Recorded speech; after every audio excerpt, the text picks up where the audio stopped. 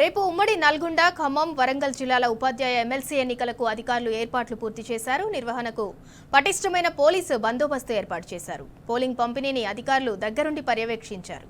జిల్లా వ్యాప్తంగా 24 పోలింగ్ కేంద్రాలను అధికారులు ఏర్పాటు చేశారు. ఉదయం 8 గంటల నుంచి సాయంత్రం 4 గంటల వరకు పోలింగ్ జరగనుంది.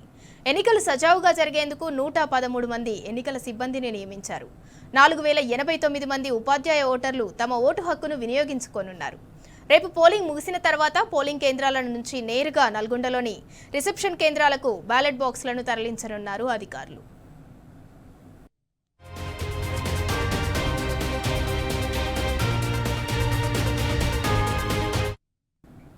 రైట్, ఇక ఇదే అంశానికి సంబంధించి మరింత సమాచారం మా ప్రతినిధి సాంబా అందిస్తారు. సాంబా, రేపు జరగబోయే ఎమ్మెల్సీ ఎన్నికలకు సంబంధించి అధికారులు ఎలాంటి ఏర్పాట్లు చేశారు? దానికి సంబంధించిన పూర్తి అప్డేట్ ఏంటి? సింధూర, ఖమ్మం, వరంగల్ అట్లాగే నల్గొండ జిల్లాకు 3 జిల్లాలకు ఉమ్మడి జిల్లాలకు సంబంధించినటువంటి టీచర్స్ ఎమ్మెల్సీ ఎన్నికల ప్రక్రియకు సర్వం సిద్ధమైంది. రేపు ఉదయం 8 గంటల నుంచి సాయంత్రం 4 గంటల వరకు పోలింగ్ ప్రక్రియ నిర్వహించేందుకు అధికారులన్నీ ఏర్పాటు చేశారు. ఖమ్మం జిల్లాలో 4089 మంది ఓటర్లు ఉన్నట్లుగా అధికారులు గుర్తించారు. వీరందరికీ కూడా ఇప్పటికే సమాచారం ఓటు హక్కు ఎక్కడెక్కడ వినియోగించుకోవాలనేటువంటి సమాచారం కూడా ఇప్పటికే చేరవేశారు. 20 మండలాలలో మండల కేంద్రానికి ఒకటి చొప్పున 20 పోలింగ్ కేంద్రాలను ఏర్పాటు చేశారు. ఖమ్మంలో అత్యధికంగా ఓటర్లు ఉండడంతో ఖమ్మం ఒక్క నగరంలోనే 4 పోలింగ్ కేంద్రాలను ఏర్పాటు చేశారు. అత్యధికంగా ఓటర్లు ఖమ్మం నగరంలో ఉన్నట్టుగా అధికారులు నిర్ధారించారు. మొత్తం 4089 మంది టీచర్లు రేపు ఓటు హక్కు వినియోగించుకోబోతున్నారు. 113 మంది సిబ్బందిని ఎన్నికల విధుల్లో నిర్వహించారు. ప్రతి పోలింగ్ పీఓ, ఏపీఓలకు అదనంగా 5 మంది చొప్పున రిజర్వ్ చేసి ఉంచారు. ప్రిసైడింగ్ ఆఫీసర్లుగా, తర్వాత రూట్ చెకింగ్ తో పాటు భారీ భద్రత నడుమ బ్యాలెట్ బాక్సులు, మిగతా పోలింగ్ సామాగ్రిని అంతటిని కూడా పోలింగ్ కేంద్రాలకు తరలించారు. అటు మావోయిస్ట్ ప్రభావిత ప్రాంతమైనటువంటి భద్రాద్రి కొత్తగూడెం జిల్లాలో కూడా కట్టుదిట్టమైనటువంటి ఏర్పాటు చేశారు.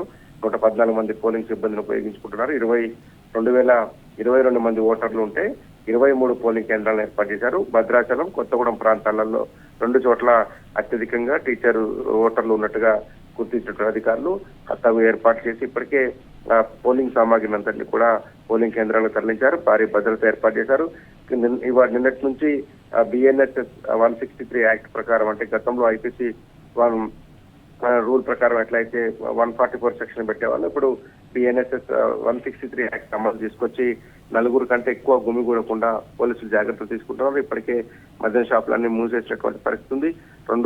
రేపు సాయంత్రం 4 గంటల వరకు పోలింగ్ ముగిసిన తర్వాత మొత్తం బ్యాలెట్ బాక్స్ అన్నిటి కూడా కౌంటింగ్ సెంటర్ అయినటువంటి స్ట్రాంగ్ రూమ్ అయినటువంటి నల్గొండకు తరలించే వరకు కూడా జిల్లా యంత్రాంగం అప్రమత్తంగా ఉండాలని జిల్లాధికారులు ఆదేశాలు జారీ చేశారు.